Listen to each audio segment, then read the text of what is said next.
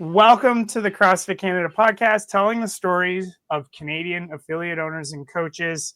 My guest today, I'm extremely excited about Paul McIntyre. And I am excited because, we may have talked briefly, but I did my level 1 at CrossFit Colosseum. And, that was 13 years ago now. So excited to unpack that. But it doesn't seem like 13 years ago. No, it does. It certainly does not. And so let's first start. Introduce yourself, even though I already did. Like we do it like someone drops into the gym. Introduce yourself, your affiliate, and I thought about this on my drive home. Favorite seminar you've hosted, and I know that would be like. At first, I was like half in jest, but I'm like, oh, maybe you've got a fun little quick anecdote to kick things off. So anyway, start with the easy stuff first. There's a couple different ones. So I'm Paul McIntyre. I'm based out of Toronto. I own CrossFit Colosseum. We opened in 2009.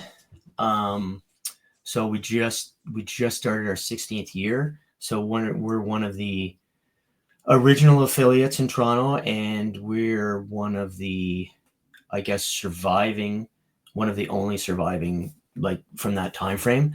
Yeah. We've seen CrossFit Toronto go under, and then a lot of gyms get bought out, not survive COVID, but we're still here. So, stories, there's a lot.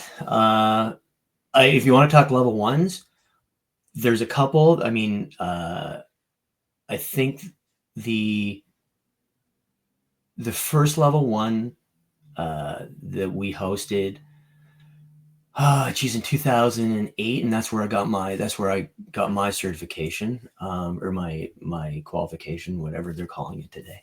It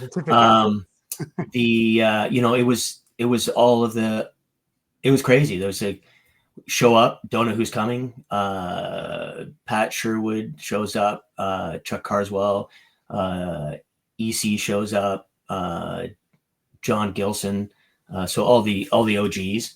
And we kicked off the show, and it was everything started at 9 a.m. People showed up at 6 a.m. We'd barely put a rig together to do the workouts. If you talk about community and what everybody was doing, is I'd reached out. I'd wanted to take my level 1. It sold out almost immediately at CrossFit Toronto. I reached out to Dave Castro. I sent him an email, say, hey, I want to host a level 1. What do I need? He sent me an email of all the gear. And it was at the time, it was very, it wasn't as organized as it was now, and I didn't have any equipment. I wasn't an affiliate. Nobody was back then except for CrossFit Toronto. I reached out to John, from CrossFit Toronto, and said, hey, I'm going to host a level 1, or I'd like to host a level 1. Will you shut down your gym for a weekend and give me all your equipment? And I said, I'll give you spots, because you get scholarship spots. I said, I'll give you spots on the course, or on the seminar. And he said, sure, not a problem. And I showed up the Friday, grabbed all the equipment. We hosted the seminar. All these people showed up. And we ran the first seminar, and it kind of just snowballed from there. And I think, another good story is like 2009, 2010, Dave reached out to me and said, hey, we've got a spot at the UFC fight. We're going to run a competition. We're going to have a booth. Will you be the lead guy in Toronto to run everything? And so Rogue came up, and they helped us with all that, and everybody was there. It was Dave Lipson, Dave Castro, Cami, Chris Clever, so all the big people at the time. Yeah. And we were also hosting a level 1 at the gym at the same time. Wow. And so everything, that's all flying. My wife is at the gym, being the host, looking after things while we're down there. Everybody's kind of running all over the place. And I remember on Saturday night, we're finishing up, we're packing everything up. It's me and I'll forget his name. But anyway, so the rogue rep is there. Okay. And, everybody has gone to CrossFit Colosseum. So they've got all this, like, again, all the stars are at the gym. And my wife calls me and goes, we're going to run out of beer. I said, God damn it. CrossFit Colosseum will not run out of beer. And we went through, and that night, I think we went through probably like 8 cases of beer. And that was before, you had to write a test for the level 1 and the party went on. And I don't think I got home until like 2 or 3 in the morning and still had to go in the Sunday for the Sunday, the Sunday. Wow. The Sunday. Yeah. So yeah. And then like we've hosted a lot of specialty seminars. We had Kelly Starrett come up and do his mobility. He came up a bunch of times. But we hosted CrossFit football with John Welburn. Yeah. And he showed up, and you see someone on TV, you see someone giving presentations, and you don't have an idea of how big they are. And he came into the gym. His hair was long because a bunch of guys he had trained from the SEALs were deployed. So he had made it, if I remember correctly, he had said, I'm not going to cut my hair until the guys get back. He came in the gym, and you've been there. So you walk up that first ramp, and he walked in the door and blocked out the entire door. Like, he's just a huge guy. His hair is super long, and he looks like Conan the Barbarian. Like, and he comes out, and he goes, Paul, and slaps me in the back, and I go flying across because he's just a big dude, right? And he's got big mitts. So all sorts of stuff like that. So that's cool. I could just talk about seminars and seminar stuff that happened and how it progressed from there. But I feel like we can circle back to that because it's like, I don't know. I know from my point of view, just seems like that's been this underpinning of your affiliate ownership journey is hosting and giving back. And interested to hear more about that. But how did you, I always love hearing people's CrossFit origin stories. So how did you start doing CrossFit? Where did you hear about it? In the Army, 2007. 2007, I had a bunch of guys come up to me and said, hey, there's this new thing called CrossFit. My background is endurance. I competed in a decathlon for the military, and so ran a lot, went to the gym, swam, triathlon, long distance, endurance sports. And the guy came up to me, and I kind of looked at it, and I said, this makes no sense. I'm not changing anything. And then one of the guys that worked for me goes, let's do this workout. I go, okay, what is it? It can't be that hard. And he goes, it's Cindy. And I go, well, yeah, whatever. And I look at it. And of course, like anything with CrossFit is, if you've not done it and, you've got an impression of what it is, you go, I'm going to do this workout and it's going to be nothing. And so imagine you're there and it's 2007. So I'm, I guess, 42 at the time. So I'm there with a bunch of young guys, and not to let the young guys beat the old man. We go hard at Cindy, and we go like there were guys collapsing, and I can remember, doing the push-ups, and you hear a guy because his tricep cramps up, but I'm not going to get it beaten. And at the end of Cindy, I was crippled. I couldn't move my arms. I couldn't. And I said, oh, this is bullshit. This is not right. And then like 2 days later, when I could move my arms, I go, that is exactly what I need. That's the methodology, the way, the simple movements were put together and the intensity piece. That's going to take me to the level of fitness that I want to get at. Where they're, whether doing a run or swimming or that intensity piece is the thing that I missed or was missing. And the strength piece as well, right? Like you, as an endurance athlete, you think, oh, if I squat, I'm just going to tire out my legs. If I want to be faster, I need to run, I need to cycle, I need to do more like that. But squatting, doing the, weighted lunges, all that stuff is directly transferable. So Sydney was my first workout, and I still remember that every rep of that. Wow. Yeah.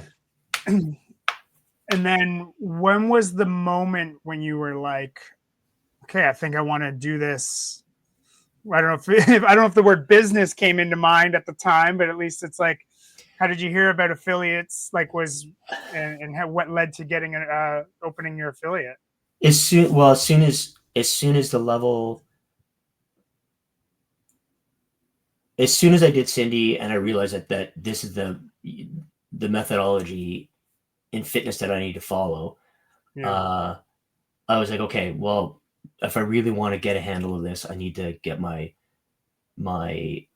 certification, or I need to get qualified level 1. Yeah. So I reached out to Dave, did the level 1, and I said, okay, well, and then you start asking questions because, you're hanging out with these guys, you're hanging out with the level 1 staff, a seminar staff, and you go, okay, what do I need to do? And then pretty much immediately go, okay, well, this is something that I want to do full time. So what are the steps that I need to do? And so we started doing business plans and looking at all the things we needed to do, and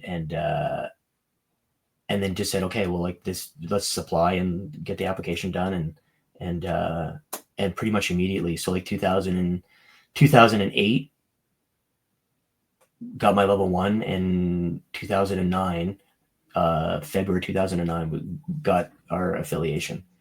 Wow. Yeah. What really, I think a lot of folks, especially now, would be surprised to hear was the fact that you reached out to CrossFit Toronto and asked them to shut their gym down and give you all their equipment, and maybe even more surprising, their willingness, like, of absolutely. How did that set the tone for you for asking for help, or was that just the affiliate culture at the time to collaborate and connect? That was the culture at the time. I don't know. I think it still exists. Is it as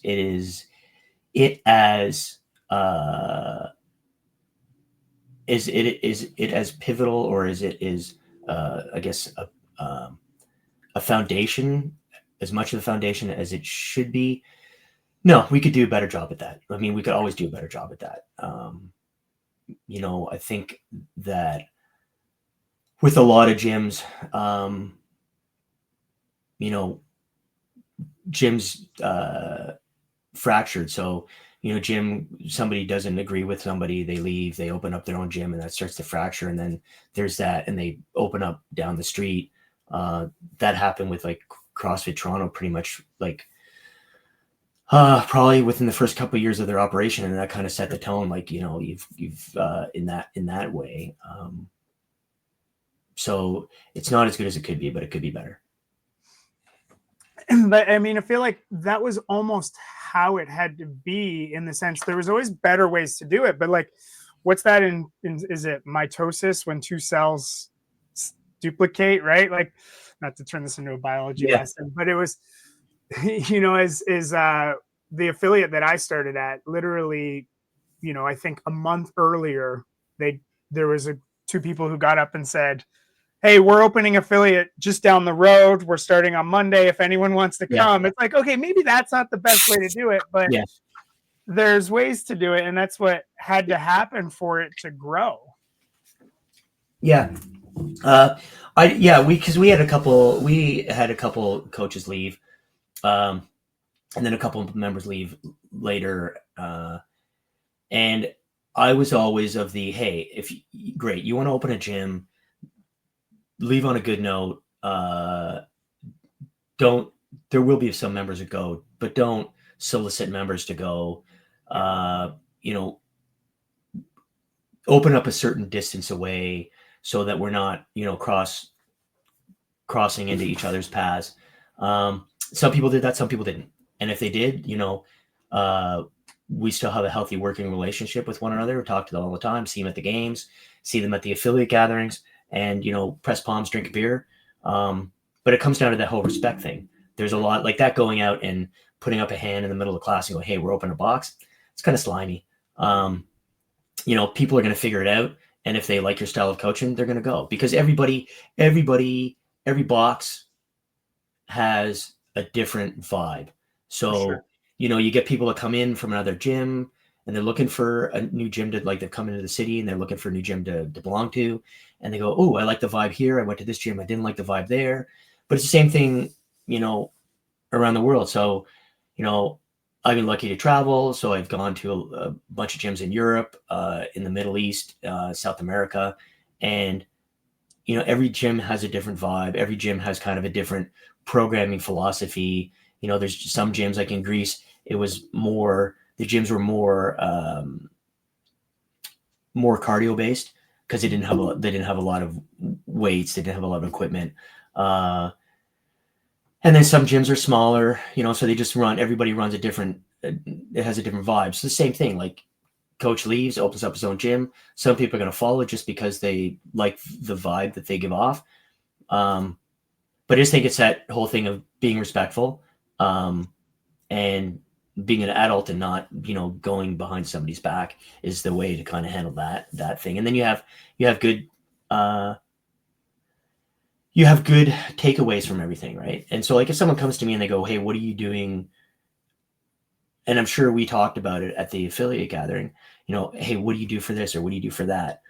Who's your t-shirt guy, that kind of stuff. I'll pass on all that information. There's nothing, I might tweak something, make something better, but to say that I invented something, that's not the case. To say that I do things the best, like as soon as somebody says I'm the best, then I automatically go, you're probably not the best, right? Like to admit that you don't have that kind of awareness. We were just actually talking about it last night. There's the Dunning-Kruger effect, where you don't have the self-realization to realize that you don't have enough knowledge to be an expert, but you think you're an expert. I think that's the rough kind of. So it's almost the opposite of imposter syndrome. Yeah. They just they don't know that they're not, but they think that they are, and it's a vicious circle. So. But if you come out and go, hey, look, I need to learn something, I need to be better at something, then you search that out. But I will never say that I'm the best at anything. I'm always trying to learn. Well, and it's like, I think what I'm hearing is abundance versus scarcity in mindset, right? And like that's an abundance attitude. And I played basketball in high school, and I mean, someone had to fill the bench, but I remember specifically one time my coach says, you should execute your plays so well that you could tell the team what your play is going to be, and they still can't defend against it. Like in the execution. And I view that almost the same way as like, it's like, yeah, here's the blueprints to success. I'm going to give it to you because I believe in abundance. I believe in this thing called CrossFit. The more people doing it, the better. But then it comes down to execution. Yeah. I think that, and it's funny, there'll be people that come to CrossFit and then I'll run into them in the neighborhood. Like, I'm sure that we're like, it's a small community, but you'll run into people in the neighborhood and they've left the gym or what. And I go, look at you, maybe CrossFit wasn't for you. Do I think it is the end all and be all? Absolutely. But I don't care as long as you're working out. Like, do whatever you got to do. I think this is what you should be doing. But work out, do something, lift weights, do cardio, do whatever, but you need to do something. And there's a lot of people that like have a hard time getting their head wrapped around that. And they try to force feed it. Like people try to force feed CrossFit on people on it. And I don't, unless someone asks me about it, I try not to ram it down their throat. Mm-hmm. Yeah, because I mean, we know it's for everyone, but not or for anyone, but not for everyone. Yeah. And I think leaning into that a little more. Well, But some people just don't like to be uncomfortable. They want to sure. they want to get on a weight machine, put on a little bit of weight, move it back and forth, look at the TV, get on an elliptical machine, do a little bit of elliptical, but they just don't want to be in that uncomfortable zone. There, and there's a lot to be said about that. We just had from the open, we had a woman that joined the gym. I was gonna say girl, but she's a woman. She joined the gym, and she wasn't even hadn't like late, maybe the 15th of February, joined, and she said, "I'm gonna do the open," and I go, "Okay," and she did foundations. And the last workout, she stopped at 8 minutes, threw up, and still finished the workout with time. And she has bought into I may never be able to do a prescribed workout, but that intensity piece is what I'm missing in my life. And that pushing piece is something that I'm missing. And so she's really getting her head wrapped around that. And so that's going to just make her life so much more better. Mm-hmm. So we gave her for our open awards ceremony, we gave her Rookie of the Year, like, because that was just it was fun, it was great. Like, she finished all the workouts, suffered through all of them, and got her done. And yeah, that's the kind of and there's a lot of people that are missing that methodology or that drive in them. And so it's our job to give them that drive. Well, and I love that. I want to unpack that a little more, because exactly, it's like we can be guilty of thinking, because CrossFit's evolved, right? It's like, before, you said it, your first experience was, let's just smash ourselves to the ground. And that was obviously the group that you were in. But in a way, and even Glassman said, it's like, hey, you want to know what CrossFit is? Come in tomorrow at 9:30. And then when you're laying on your back on the ground after, say that's what CrossFit is. But how has the approach to new members changed? Maybe got a little more refined, but the seeds are still there of intensity and discomfort, but the personal accomplishment. So when someone comes in and does our trial or baseline workout at the gym, so I don't know what you guys use in Aurelia, but we use the standard baseline. So 500-meter row, 40 squats, 30 sit-ups, 20 push-ups, 10 pull-ups. Yeah. And so we go through and we talk about, the 3 pillars, constantly varied functional movement, high intensity. And I go, when we say to people, I go, look, like this high intensity piece, I go like, okay, so these are the movements that we're going to do today, and they'll change every day. And then now we're going to do this is all functional movement that you should be able to do. And we've scaled it to your ability. Now we're going to add the intensity piece. And my job as the coach is to meter your response. When we used to have people come to the gym, we would do all the same things, and we've refined it more as we've gone along, and people would just send it. Like, there would be guys come in, it's full send, and they'd be on the floor, like a 5-minute workout. They'd be on the floor for like 45 minutes, throw up, and it would go like, but it's funny because I laughed. I go like, if someone throws up in a workout, they're typically going to join the gym. And this is like in 2009, 10, 11. Okay. And there would be people that would get in their car. I need to go. And they would get in their car, and I'd watch them walk out of the gym or shuffle out of the gym, get to the car, start to drive away, open the door, and throw up. And I go, not kind of what we want. But they would come back and go, that is what I was missing. So we pulled that back and said, okay, you're going to go as hard as you think you can go. If you think the wheels are going to fall, if we look as a coach putting you through the workout, if we think the wheels are going to fall off, we're going to slow you down. We're not. And so the coaches know now that, hey, it might not be 40 air squats. It might be 10 air squats or 15 air squats. It might not be, 30 sit-ups. It might be, 10 sit-ups. It might be some sort of modification, whether numbers to control that intensity piece. And it's just as effective for us to get people in the door and get people to join the gym. Yeah. How, because it seems like you've kept intensity as a core pillar of what you guys do. And maybe it's just being more methodology focused as well, but how has that led to longevity for you? And that can be both as an athlete and as an affiliate owner. If you are not at the limits of your experience, you're not going to get any better. You know, if people suffer together, then they have a common experience. So whether it's me and you and a new member at the gym doing a workout, you and I you could scale the workout, or I could scale the workout. You could take 5 minutes. I could say it takes 6 minutes. And then the person that completely scaled the workout is at the end of that time frame, whenever they get it done, the three of us are going to feel the same. The amount of work that we've done is different. Mm-hmm. And all three of us have suffered.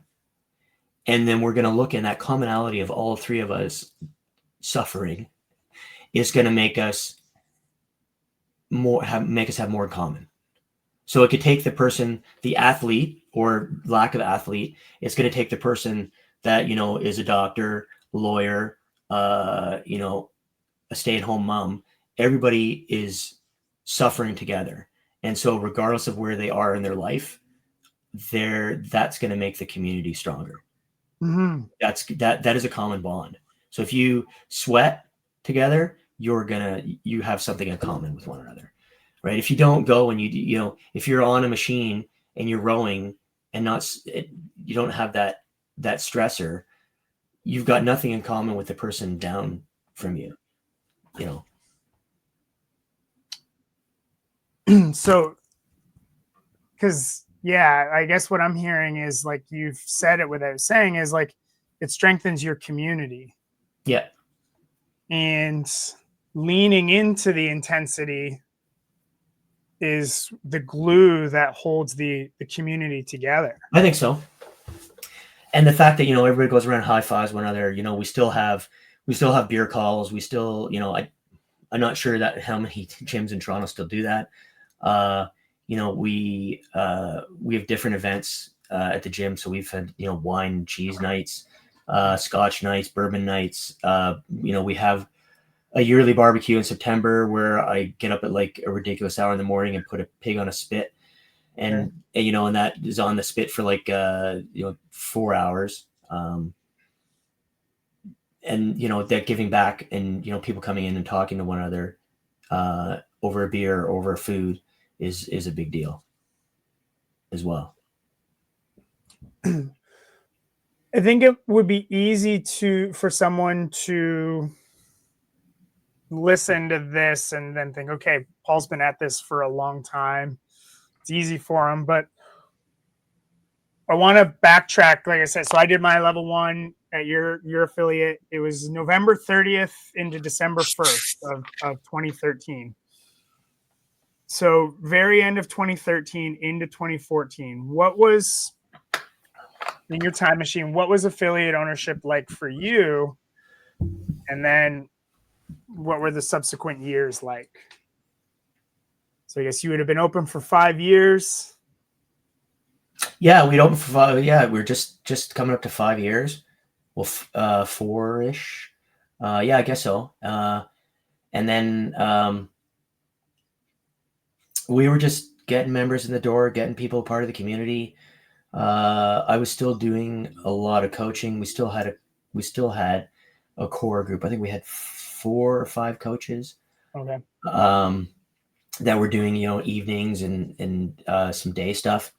And then, we just, as we grew, buying more equipment, that was a big thing. Is like just every month we were trying to put more money back into the gym. Sure. So we could support, because we're sitting at like 14,000 square feet, give or take. So, we filled out the front part of the gym, then we worked on filling out the back part of the gym, putting more equipment, trying to offer more classes, and more specialty stuff, for our members. So yeah, just growing the gym. We tried a bunch of different stuff. Now we like for advertising, and it was funny because we used to have in the beginning, in around that time frame, or maybe a bit before that, we'd have an affiliate gathering where all the affiliates would come in. 2 or 3 times we did it, and there was talk we should advertise on CFRB and stuff like that, and it was going like, not anybody that's going to listen to CFRB is going to come, and like 680 is going to come to CrossFit. Yeah. That's not going to be the drawing thing, and that's a lot of money to throw out, where you're not necessarily going to get people in the door, and then just realizing that the best way to grow the gym for us over the years is just straight word of mouth. It just word of mouth, bring a friend in. So we do once a month, we do, and we've been doing this for 2 years now, is Bring a Friend Friday. So we simplify the workout. You don't need to have done CrossFit before. Simplify the workout, all easy movements to be coached and scalable. And you come in on the last Friday of every month, and you do a partner work, or a workout with your friend. We started to implement, on Saturdays when the open is not happening, to do partner workouts. So every weekend on Saturday is a partner workout for everybody, just because it helps build the community more. So we just realized that, over the years, to grow the gym, and have continuity and longevity, was to grow the gym and really get people to be a part of the community. Because unless someone loses their job, moves out of the area, it's very rare that anybody quits the gym. They might change their membership package depending on life circumstances, but they typically are not going to leave the gym. Now, so you said grow a lot. For you are just, I'm guessing, gaining momentum as an affiliate owner and as a coach right when CrossFit was in that huge peak into 2016 into 2018. Was there a time where, as you keep saying, grow, hit a membership number that was huge? Because you do have a large space and you are in the city, but looking back now, it's like, this was way too much. Like, I'm guessing you might have peaked in members and then leveled off into a more comfortable level, or am I backwards? Well, it was maybe when we didn't have as much equipment. Okay. Because you're trying to manage the workouts. So you tailor in the beginning, you're tailoring the workouts based on the equipment that you have. And then, as you start to get more members, get more equipment, that kind of never, we're not at that point. Like when we opened, it was kind of like Field of Dreams. It was like, I opened the gym, we're in a huge space. The walls are white. There's stall mats on the ground, and we don't have a single member signed up. And then it was like I said, like Field of Dreams. If they build it, they will come. And people just, because they're looking for a CrossFit gym, and they just started coming and bringing their friends. And then, you go, okay, we're 10 members, 20 members, 30 members. Okay, we're covering all of our bills. We're not losing money.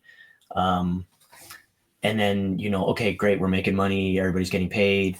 And we just kept on growing from there. So we're hovering around 400 members right now. And our facility could handle upwards of 700, I think. There's people in smaller spaces, obviously warmer climates, that have, 1,500 members. Right. It just depends on how you run your classes. So we've talked about how we would stagger if and when we get to that point where we would stagger class times. So you'd start a class at, let's say 6 a.m. That would be a warm up. And then from there at 6:20, you'd have the group that was warming up start their WOD, and then another group come in, start their warm up, and then at 6:40, the people that finished the workout would be doing their cool down. The people that were doing the warm up would start their workout, and so you increase your numbers that way, like your space that way as well. Mm-hmm. And we have tons of equipment. Like I sometimes lose things. There's so much stuff. What's great, like what I love about what you just said is 16 years in, you're already thinking, okay, when we get to 700 members, here's how we're going to facilitate it. Versus some people get 5 years in and they're like, I wouldn't even want to dream of having to reinvent how I'm doing this. So where does that mindset come from for you? Somebody said to me a long time ago, if you hate change, you'll hate irrelevance. Okay. Oh, cool. Right. So yeah, everything is changing, and if you're not looking at if you're not looking, down the road at least a couple of years, then that couple of years is all of a sudden going to be at your front door. And so looking to that next step and having that kind of playing in your mind, okay, if this is what happens, this is how we're going to kind of go, or this is how we're going to adapt to that is kind of makes a lot of sense for us. Some people are not interested, some people are, and the other good thing is, like, with COVID happening, it allowed us to reset and go, okay, and look back, and gave us time to go, this is working, this isn't working. Now that we're starting again, we're getting rid of some stuff, and we're just going to concentrate on. So we used to run classes every hour. Okay. And, as soon as COVID, everything stopped, and we just got, okay, we're going to run, morning, afternoon, evening classes for people online.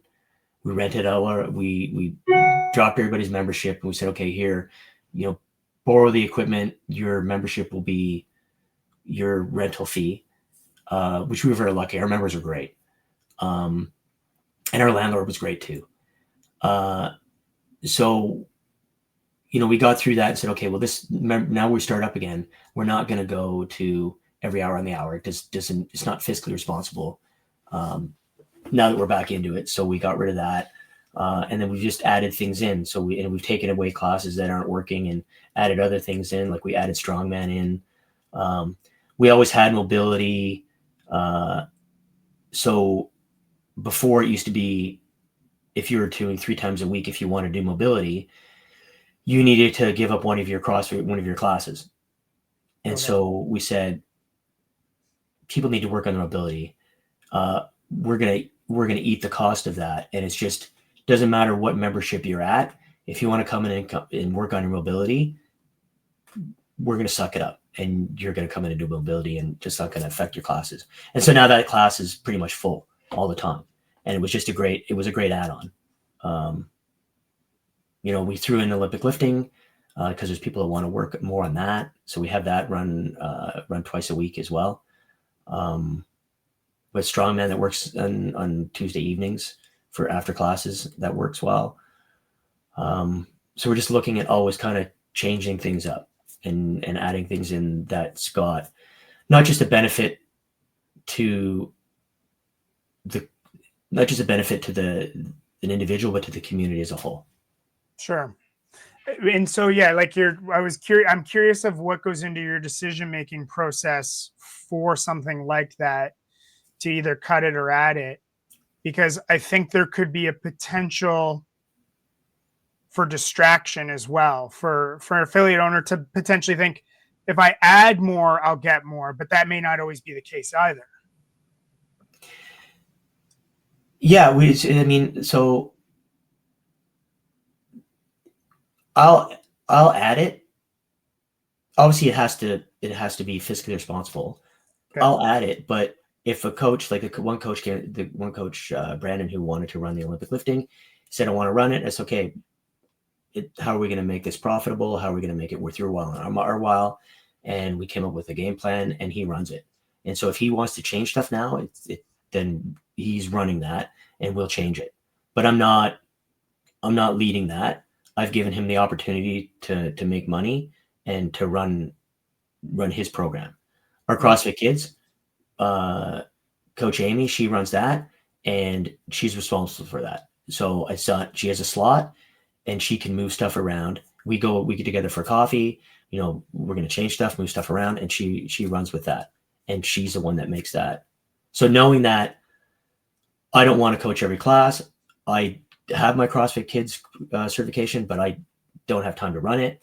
Here's someone that's passionate about it. You run with that and make that your moneymaker and your so giving someone that has the initiative, and basically giving them, this is your left and right of arc. These are your goalposts or your fence lines, and then run in that, and then I'll do everything to support you.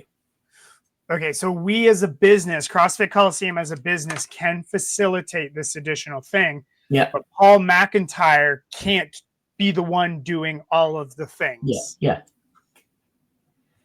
You need to. So I mean, it's commander's intent. So this is what I have. This is my big overarching. When I say Paul McIntyre, I mean my wife and I. This is what we talk about something. We go, this is what we want to do, and then we go, okay, these are the parameters, and then I don't care how you guys do it, as long as it's legal. Just fill your boots, do it, make it happen. Yeah. And if they can make it happen, great, it runs. Is that you said commander's intent? Is that a military principle that you learned in the military, or is it something you picked up afterwards? No, it's in the military. Yeah. Okay. Yeah. So, yeah, because the chain of command is so important in the military, but it can't, and it's not always obviously executed properly or effectively, but chain of command isn't micromanaging. Effectively, it's here's what I'm doing, and it's going to trickle down, but it's also giving the people below you the freedom to show that they can do the job. Yeah. And so how has that evolved for you in terms of going from doing everything in the early days to, I'm guessing you still have the things you love doing, but giving away some of the things that you don't need to be doing or isn't fiscally responsible for you as a person?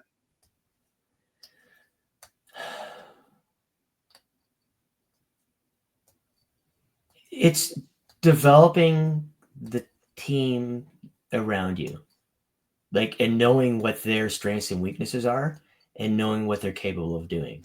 Mm-hmm. So if you can find somebody that's passionate about something, and you can give them some direction and they understand it, then you let them go with it. And there'll be some more people that need a little bit more direction. We tend not to, within the gym, we have done it, I want to say 3 times where we've hired somebody outside of the gym to coach. And it's only, I would say, once where it's actually worked out. So we want someone to be a part of the community and understand our ethos, and then they'll be promoted from within. So we'll go to someone wants to coach, they'll come to me, or we'll seek them out and say, hey, would you like to coach?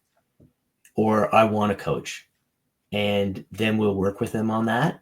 And that way they already kind of understand how the gym works. They've seen what's going on. They know people in the gym. They're part of the community. And that's allowed us to kind of feel out who is good in the gym, who could coach. Because there's some people come say, it doesn't happen often, but there's some people who will come up and go, I would like to coach. But you go okay, we'll figure that out. How do I politely say no? We'll figure that out. Yeah. But I mean, again, like, okay, so with hosting all the level 1s and the level 2s and all the other, now they don't have them, but all the specialty courses that we used to have, people would come in and say, I want to coach. And I go, okay. And this is like not from in the gym. And I would go, hey, you know what? Some people are great coaches, but not great managers. Some people are great managers, but not great coaches. Very rarely will you find someone that does both at a high level. And so, and a lot of people have a hard time getting their head wrapped around that. Mm-hmm. So it's just that kind of developing that and kind of giving people cues and giving them the opportunity to have their own business, to grow as an individual, as a coach, as a leader. Because every coach in the gym is a leader. Like you Sure. set the tone for what's going on at the gym. Yeah. So yeah, that's. I hope that answered your question. I mean, it's interesting, nevertheless. I don't, like, but implied because, like, you were said it, like, I'm actually just, I do audiobooks. So I say reading, but listening to Legacy about the All Blacks by James Kerr. Yeah. And one thing that I've really picked up on that I'm trying to do a better job of moving forward is leaders create leaders. Right. And so I think to try to provide value to the tens of affiliate owners listening to this, it can be hard to move yourself from the front of the room to the back of the room and make space for more coaches. But what you're doing as a true leader is creating more leaders. Yeah. And when you're that deep into the that deep into the woods, it's, what's the saying? If you can't see the forest for the tree because you're that close to it, it's hard to step back and take a breather and really look and see who moves well and who wants to coach. And then I think a lot of people have the fear of, well, if I take someone from the community and make them that, maybe they're going to open another gym, or maybe they're going to do that, or maybe they're going to steal my mojo, Yeah. and steal my thunder. And I go like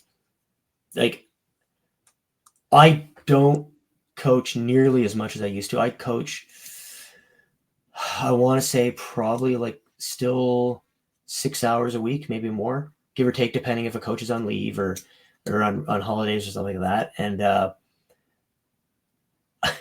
I cannot go into the gym for 5 minutes unless there's absolutely nobody in the gym.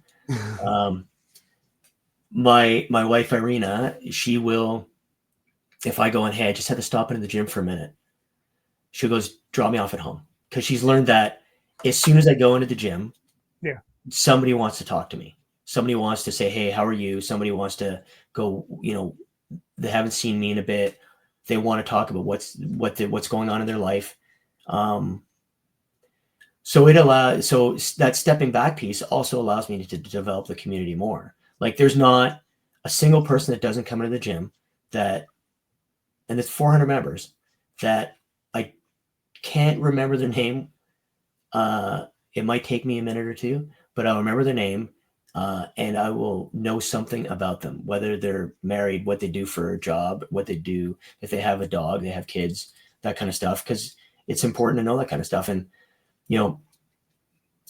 that's important too. Like, as a leader, like, knowing someone come up to you going, how are you? How you doing? Like, how's your, because I mean, how many people actually come up to you in the course of a day, say, hey, how are you?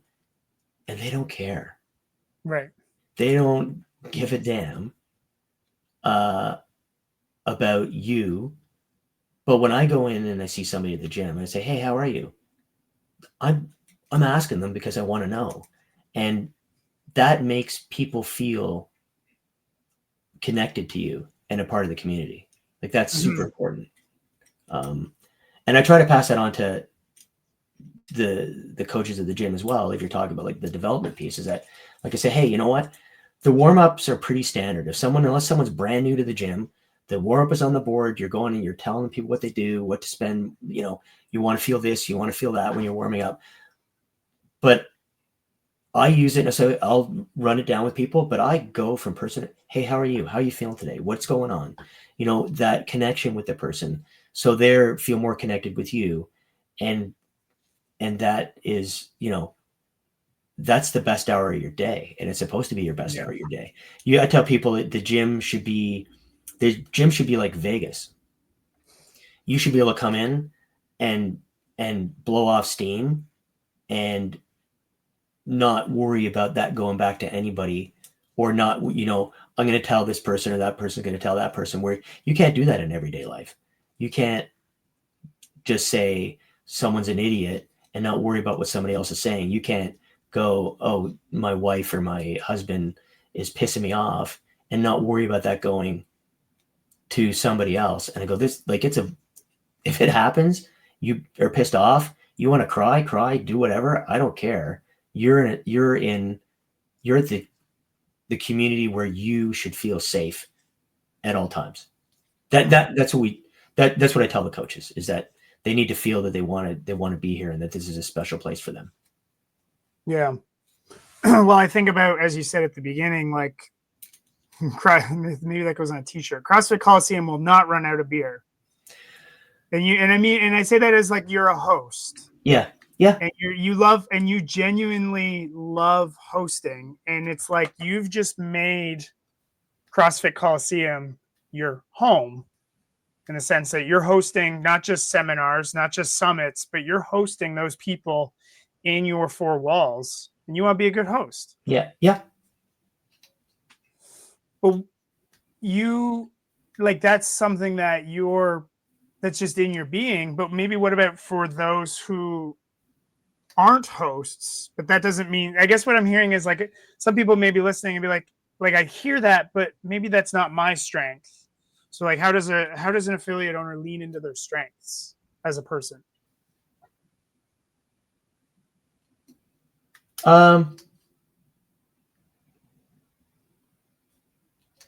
Treat everybody like a long lost relative. Like, people come to the gym. Hi, how are you? I'm Paul. I'm the owner. I think some people are still surprised that I answer the phone.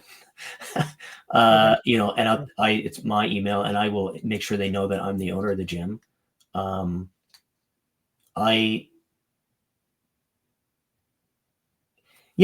think you have to make it your strength. And if you're not really, if you're not good at it, I mean, if you need to get good at it, you need to, again, like CrossFit, if you're not good at double unders, practice your double unders. If you're not good at snatching, then practice your snatches. You need to practice it. You need to get over that, and be willing to press palms with people and talk to people and stay late and develop that bond with the people. It's something I think you have to make it your strength. Okay. Right. Like CrossFit is about making you a well-rounded athlete. Was it a master of everything? But this is something like, as a coach, you can be hard, you can, on people, but you still need to be personable. Like, I'll judge people and they realize that I'm being fair to them, but I'm not being a dick. Yeah. I'm holding the standard. And so, you just have to make it a strength. You have to. If you want your gym to grow, if you want your community to grow, then you have to be personable. You have to work on that. It's just, I don't think that's a non-negotiable. Now, you don't have to be able to tell a story, or a great story. You don't need to be able to tell a joke. But I mean, yeah, you need to be able to greet people. Like, if someone came to your house, you had guests over to your house, you're not going to go sulk away in the corner and let your partner look after them. You're going to go and shake their hands. So, like you said, it's my home, my home away from home. Yeah.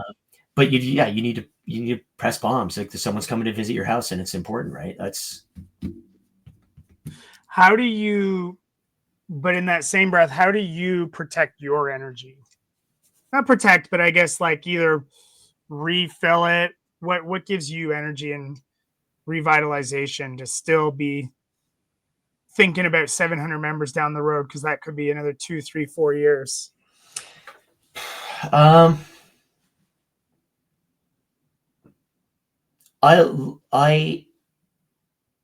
my background is endurance, and so I still like to go for a long run or a bike ride, completely, like, other than my watch, because God forbid it's not on Strava. If it's not going Strava, yeah. Yeah, it's not on Strava. It's not on my Garmin Connect. It doesn't exist. I like to get out and run, because it's a meditation thing for me. I'm completely detached from everything, and yeah, and I like spending time with my family. Like, yeah, the kids are great, wife is great. That's, spending that time away. And I used to be at the gym all the time. Like, it was, yeah, I would go by the gym every single day. Right. Like, even if I didn't, like, I go to the gym every day, but even if I didn't have to go to the gym, I would go to the gym to stick my head in. Right. And so now there's those days where, okay, it's not that important for me to go to the gym today and say hello to anybody. Yeah, sleep, meditation, sauna, all those things. So being present, being where you are, and greeting the people, but then at the same time giving yourself time to give back to yourself. Yeah. Simple, not easy, right? No, not easy at all. What random piece of advice would you have for, let's say, an affiliate owner in their third year currently, is just which like, what do I think the most important thing is? No, just a piece of advice, right? Because, like, again, something important implies that, like, hey, you must do that, as opposed to just like something you would pass on, a lesson learned, or a piece of wisdom. Be true to yourself. Surround yourself. What is it? Surround yourself with taps, not drains. Right? So, there are tons of times where you're surrounded by people that are absolute drains on your energy. They're time thieves, they're emotional thieves, they're energy thieves. And then there are people that embolden you and give you energy and make you want to be better. Surround yourself by those people, not the drains. Do not be afraid to fire somebody from the gym. Whether a member or coach or any of that? Either. Okay. If you find somebody that is that, like, if as soon as you see them in the gym, you go, oh, FML. Yeah. You go, God, I don't want to talk to that person. Or that person just doesn't. I'm not talking about the athlete that you're coaching and you go, hey, we're gonna do this, and they go, what? Yeah. I'm talking about the person that is nonstop. We should do this. We should do this. We should do this. I have a mailbox at the front of the gym, and it says the solutions box. Right? Because there's always a good idea fairy. Yeah. There's always someone that comes in, we should do this. And I'm going, how does that make sense? And I go, give me a solution. You want this to happen? This is a solution. And so people will go and they put in their solution, and it was just a suggestion. I said, and I go to them, I said, I fired in the garbage in front of them. I said, that's not a solution. That's a suggestion, and that makes no sense whatsoever. And I go, and this is why. If you want this to happen, you need to give me an idea of what the solution is. It doesn't have to be, I don't need five ideas of how. Give me an idea of how we're going to make this happen without it being, I've got to increase the membership. I've got to do this. I've got to do this. Like, cause some people go, oh, we need all of this stuff. I go, okay, well now we're going to have We need the 20 membership's got members to go, to pay the for membership's it. got to go up. Right. Yeah. Or there are people that were like, oh, we should get, we need to get this many, or why are you hosting so many seminars? Why do we host seminars? And I go, well, and they put that in, and I go, well, here, let's walk around the gym. We hosted a seminar last weekend. We ran classes early in the morning, so people that wanted to work out would come in and work out. And I go, it's a week later. Oh, look, there's a new piece of equipment. Like there's a little bit of pain, Yeah, but there is a benefit to the pain. Yeah. Right. And so you suffer through something and you get something. And so, yeah, don't suffer fools. Like don't. Well, and Chris Cooper I love his analogy. He calls it the pebble in the shoe. Yeah. Right. You know that pebble's in your shoe. You know you should stop to take it out, but then you also think, it's just a pebble. It's not gonna do anything. And and it's funny you bring that up, like without getting into the details, like I was planning on like, what is my exit strategy within the next couple of years? Because there was a pebble in the shoe. Well, I delayed taking that pebble out, but eventually the pebble came out. And lo and behold, months later, I'm like, what are the next 5 years going to be? Yeah. The exit strategy is still there, but it's like, no, not in 2 years. It's like just in 5 to 7 or 10 years down the road, because that pebble got removed. Yeah. Yeah. Like you should be able to go to work. Not that I would call going to the gym to coach work. You should be able to go and every day learn something new and have a good laugh. And if you can do that, then you're set.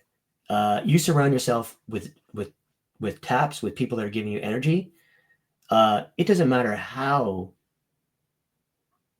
much crap is going on. It will all seem great because you surround yourself with good people, and then they're going to solve the problem. And that's, the having great coaches, having great members got us through COVID. And everybody was a gym owner at that point in time was like, oh my God, what is going on? And how are we going to fix this? And that was a stressful time, but having members, and still people come up to me and go, you saved my life during COVID because you lent us equipment. We did workouts on the line. We did all that stuff. And that's what got me through COVID. If it hadn't been for you, like for people to come up to me, we're not, what are we, 3 years out of the back end of this? Yeah. That still is gold to me. That's still great. Cause it was a stressful time and we got through it, but to have people come and say, even now, that is what got them through COVID is great. Like that's what made me happy. It's doing all the right things for all the right people for all the right reasons. Yeah. Absolutely. And on that note, what better way to end it? 3, 2, 1, time.